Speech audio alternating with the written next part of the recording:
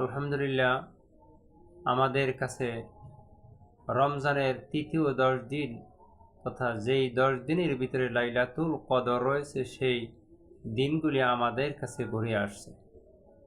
এই রাত্রটা বড় মর্যাদার রাত্র, এই রাত্রটা সম্মানিত রাত্র। লাইলাতুল কদর শব্দের অর্থ সম্মানিত রাত্রি তথা বরকতময় রজনী বা রাত্রি। এই রাত্রির বহুত ফজিলাত রয়েছে। এই রাত্রির ফজিলাত সম্পর্কে আমরা যদি জানি এবং জেনে ঠিক মতো ইবাদত করি, আল্লাহ পাক আমাদের জীবনের গুনাহ খাতা মাফ করে দেবে।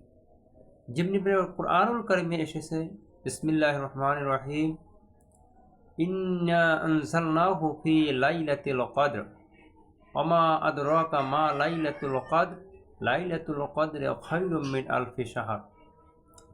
এই রমজান মাসের ভিতরে এমন একটি রাত্রি রয়েছে, যেই রাত্রিটা খুবই সম্মানিত। এই রাত্রে মহান আল্লাহ পাক তার কোরআনকে অবতীর্ণ করেছেন।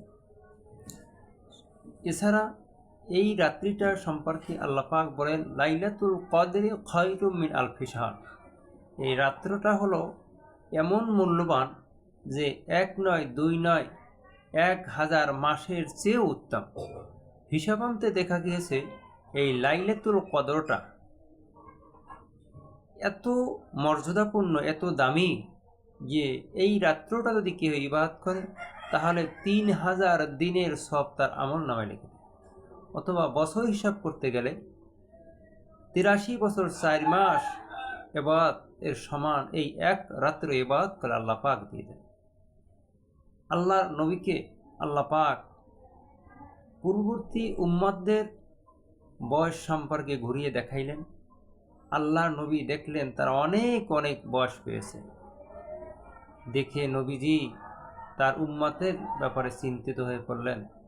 আল্লাহ পাক এই খুশি হয়ে আল্লাহর নবীকে তার উম্মতদের জন্য লাইলাতুল কদর দান করলেন। অথবা বনী ইসরাইলের ভিতরে একটা ঘটনা আছে। বনী ইসরাইলের এক ব্যক্তি, তার বয়স 500 বছর ছিল। সে এক করে প্রত্যেক দিন সারা দিন আল্লাহর রাহে জিহাদ করতেন এবং রাত্রে তাহাজ্জুদ গুজার করে এক করে 500 বছর কাটিয়ে দিতেন। এই 500 বছর এবং বাদশাহ জুলকারনাইন তার বেঁচে ছিলেন 500 বছর। তিনিও এইভাবে করেছিলেন। এই জন্য লক্ষ্য করে বলা হয়েছে যে আলফে শাহরেন, 1000 মাসের চেয়েও এই রাত্রিটার মূল্য বেশি। এই জন্য এই রাত্রটায় আমরা গুরুত্ব দেব এবং রাত্রটা আমরা ইবাদত করব। যদি ইবাদত করি, আল্লাহ পাক আমাদের জীবনের গুনাহ খাতা মাফ করে দেবেন। আল্লাহর নবী থেকে একখানা হাদিস রয়েছে, আন আবি হুরায়রা রাদিয়াল্লাহু তাআলা আনহু কল, মান কামা, যে ব্যক্তি দাঁড়াবে বা দাঁড়িয়ে নামাজ পড়বে, ফি লাইলাতুল কদর ঈমানান ওয়া ইহতিসাবান গুফিরা লাহু মা তাকাদ্দামা মিন যামবিহি। যে ব্যক্তি ঈমানের সহিত সওয়াবের আশায় এই লাইলাতুল কদরের রাত্রে ইবাদত করবে, নামাজ পড়বে, তার আল্লাহ পাক তার পিছনের জীবনের সকল গুনাহ খাতা মাফ করে দেবেন। এই জন্য এই রাত্রিতে আমরা সারা রাত্র ইবাদত করতে হবে, আল্লাহ পাকের জিকির করতে হবে, নামাজ পড়তে হবে। এই জন্য এই রাত্রিটাকে সম্মান এবং মর্যাদার রাত্র হিসেবে আমরা মেনে নিয়ে আমাদেরকে ইবাদত করতে হবে।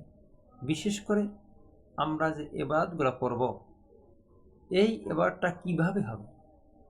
এই ইবাদতটা হবে, আমরা আল্লাহর নবী বলেন যে এই রাত্রটা তথা সূর্য অস্ত থেকে শুরু করে সুবহে সাদেক নয়, সূর্য উদয় পর্যন্ত এই সময়টায় আল্লাহ পাক তার বান্দাদেরকে তার এই রাত্রিটার ভিতরে গণ্য করে এবং এর ভিতরেই আল্লাহ পাক সব তাদেরকে দান করতে থাকে। যেমনিভাবে এই রাত্রে যদি কোনো ব্যক্তি নামাজ পড়ে, তার কি জিকির করে, তার কি হবে?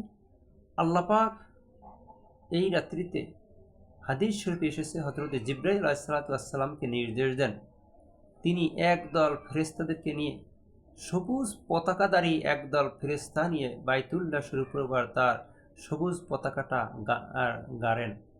এখানে এরপরে হযরত জিবরাইল আলাইহিস সালাম তার যে সঙ্গী সাথী এবং ফেরেশতারা আছেন তাদেরকে উৎসাহ দেন যে তোমরা পৃথিবীর সর্ব জায়গায় পূর্ব থেকে পশ্চিম প্রান্ত করে ছড়িয়ে পড়ো।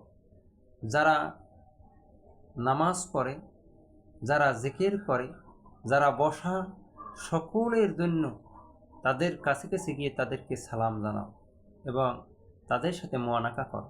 তারা তাদের সাথে গিয়ে সালাম বিনিময় করে, মুআনাকা করে। এরপরে যারা দোয়া করে সেই দোয়ার সাথে তারা আমিন আমিন বলে। এই জন্য আমাদের এই রাত্রে কি করতে হবে? আমরা এই রাত্রে তথা ফরজ যে নামাজ রয়েছে সেগুলো সর্বপ্রথম আমাদের যে মাগরিবের নামাজটা রয়েছে, মাগরিবের নামাজ আমরা জামাতের সহিত আদায় করব। এরপরে আমরা আদায় করে তাসবিহ তাহলিল পড়ব। এরপরে তারাবির নামাজ আমরা 20 রাকাত তারাবিহ নামাজ পড়ব। পড়ার পরে আমরা বিভিন্নভাবে দোয়া করব এবং এরপরে আমরা কোরআন তেলাওয়াত করব। আমরা কিছু সময় আল্লাহ পাকের সিফাতি নাম জপব, জিকির করব। এভাবে করতে করতে আমরা এরপরে লাইলাতুল কদরের 12 রাকাত নামাজ, যেই নফল নামাজটা আল্লাহর নবী পড়েছেন, সেই 12 রাকাত নামাজ আমরা সুষ্ঠু সুন্দরভাবে ইখলাসের সহিত পড়ব। পড়ার পরে আমরা কোরআন তেলাওয়াত করব, আমরা জিকির আজকার করব।